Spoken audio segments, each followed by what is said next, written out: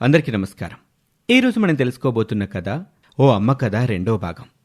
క్రితం ఎపిసోడ్లో తల్లిదండ్రులు కావాలని అనుకునే కుసుమ వినోద్ ఎంత తాపత్రయపడుతున్నారో చూశాం. అదే సమయంలో వాళ్ళ ఇంట్లో పనిచేసే భద్రమ్మ ఆమె భర్త సూరీల మీద తనకి ఒక వారసుడో వారసురాలో కావాలని భద్రమ్మ అత్తగారు కాంతం ఇచ్చిన ఒత్తిడిని చూశాం. కానీ విధివశాత్తు ఇద్దరి జంటలకి 3 నెలలే సమయం ఉందని తెలుసుకున్నాం. ఇక ఆ తర్వాత ఏం జరుగుతుందో ఇవాల్టి ఎపిసోడ్లో చూద్దాం. భద్రమ్మకి ఆమె భర్త సూరికి కాంతం గట్టిగా వార్నింగ్ ఇచ్చి వెళ్ళిపోయిన తర్వాత ఆ భార్యాభర్తలిద్దరూ ఆలోచిస్తూ పడుకున్నారు. తెల్లవారింది.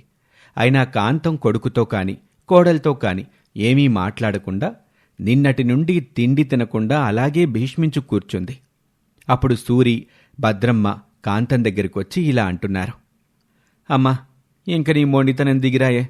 నువ్వు చెప్పినట్టు మరో 3 నెలల్లో నీ కోడలు నీళ్ళోసుకుంటది. నా మాట నమ్మే. అవునత్తా, మాకున్న పెద్ద దిక్కు నువ్వొక్కదానివే కదా. అట్టాంటి నిన్ను బాధ పెట్టి మేమేం చేస్తాం.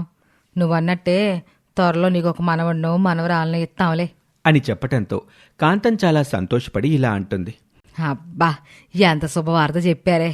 ఇక అన్నం ఎందుకు, నోరు తీపి చేసేసుకుందాం. భద్రా, కాసింత పాయసం కాసిపెట్టవే అని చాలా ఆనందంగా అడుగుతుంది. దాంతో సూరి భద్రమ్మ ముఖాలు వెలిగిపోతాయి.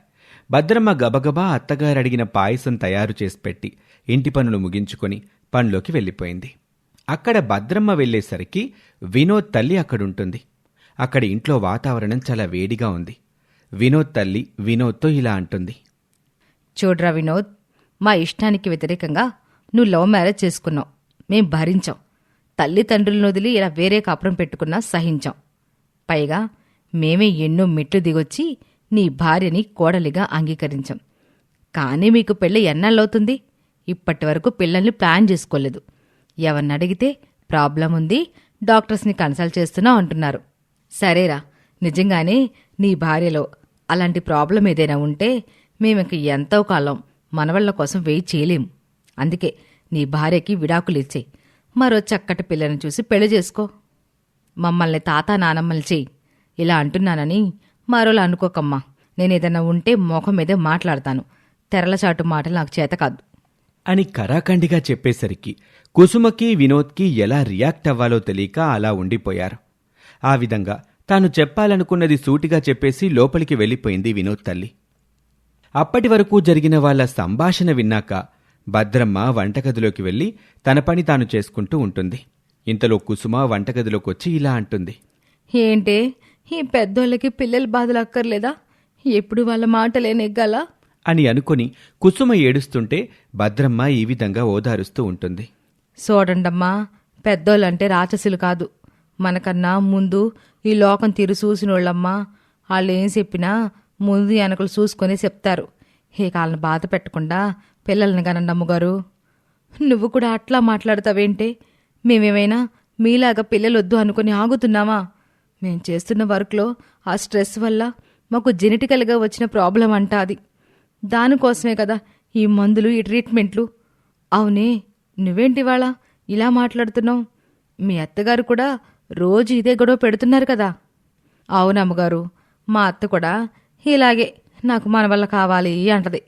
అది గొడవ కాదమ్మా, భయం. మా పిల్లల్ని ఎత్తుకోకుండానే తనకేమైనా అయిపోతుందేమోనన్న భయం.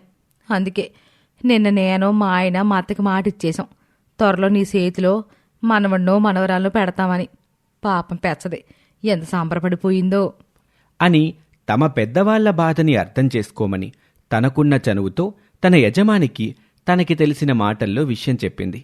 అలా 2 రోజులు గడిచిపోయాయి. కుసుమ అత్తగారు తన ఇంటికి తాను వెళ్ళిపోయింది.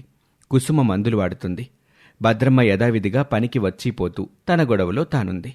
అలాంటి సమయంలో ఒకరోజు కుసుమ నోట్లో నుండి రక్తం పడ్డంతో కంగారుపడి భద్రమ్మని తీసుకుని హాస్పిటల్కి వెళ్ళింది కుసుమ. అక్కడ ఆమెను టెస్ట్ చేసిన డాక్టర్ ఇలా అంటాడు. చూడమ్మా, మీరు పిల్లలు కలగడానికి ఏవైనా మందులు వాడుతున్నారా? అవును డాక్టర్. ఇకపై వాటిని వాడటం ఆపేయండి అని చెప్పటంతో కుసుమ అప్పటి వరకు పిల్లల మీద పెట్టుకున్న ఆశలన్నీ ఆవిరైపోయాయి. అదే దిగులుతో ఇంటికి చేరుకుంది కుసుమ. తన యజమానురాలి బాధని చూసిన భద్రమ్మకి కుసుమని ఎలా ఓదార్చాలో తెలియక ఇలా అంటుంది. అమ్మగారు, నేను వెళ్తానండి. రేపొద్దున వచ్చేస్తాను. అని చాలా నెమ్మదిగా చెప్పేసి వెళ్తుంది. అలా భద్రమ్మ వెళ్ళిందో లేదో అటు వినోద్ బయట నుండి వచ్చాడు.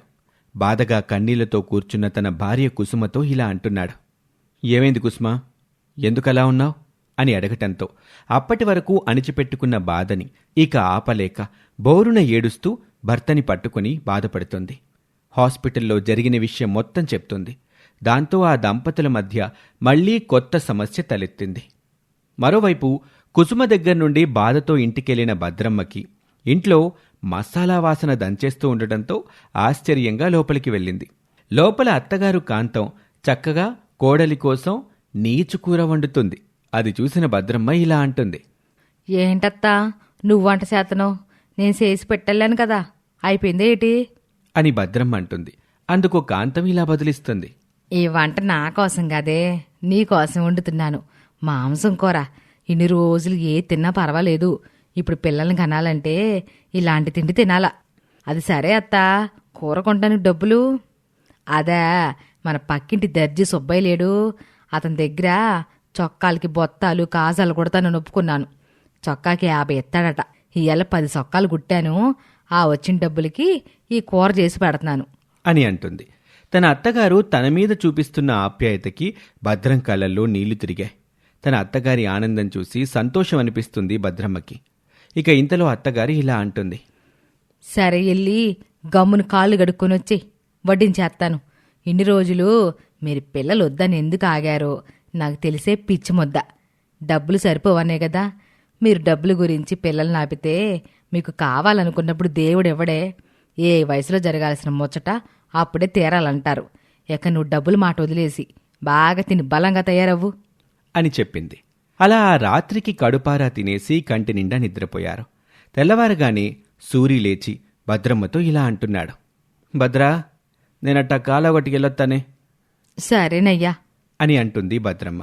అలా సూరి కాలవగట్టుకు వెళ్లిన అరగంట తరువాత ఒక మనిషి కంగారుగా భద్రమ్మ దగ్గరకొచ్చి ఒగురుస్తూ ఇలా చెప్తున్నాడు. భద్రక, కాలవగట్టుకాడా బావుని నల్ల తసు కాటేసింది, నొరక్కక్కుని వెంటనే చచ్చిపోయాడు అని చెప్పటంతో భద్రమ్మ గుండెలు బద్దలయ్యాయి. ఒకే సమస్యతో రైలు పట్టాల్లాగా సాగుతున్న 2 జంటల జీవితాల్లో ఒకేసారి అలజడి చెలరేగింది. అటు కుసుమకి మందులు ఆపితే పిల్లలు పుట్టరు, కానీ ఆపకపోతే ప్రాణాలు దక్కవు అని డాక్టర్స్ చెప్పారు. ఇటు భద్రమ్మని సాధించే అత్తగారు అమ్మలాగా ప్రేమగా చూసుకుంటున్న సమయంలో ఆమె భర్త చనిపోయాడు. ఆమె ఇక జీవితంలో తల్లి కాలేదు. మరి ఈ ఓ కన్నతల్లి కన్నీటి కదా ఏ తల్లి కదా? ఈ విషయం తెలియాలి అంటే మరో ఎపిసోడ్ వరకు వేచి చూడాలి. ఈ కథ మీద మీ అభిప్రాయాన్ని కామెంట్ రూపంలో చెప్పండి. అలాగే మా ఛానల్ని సబ్స్క్రైబ్ చేసుకోవడం మర్చిపోకండి. Thank you for watching.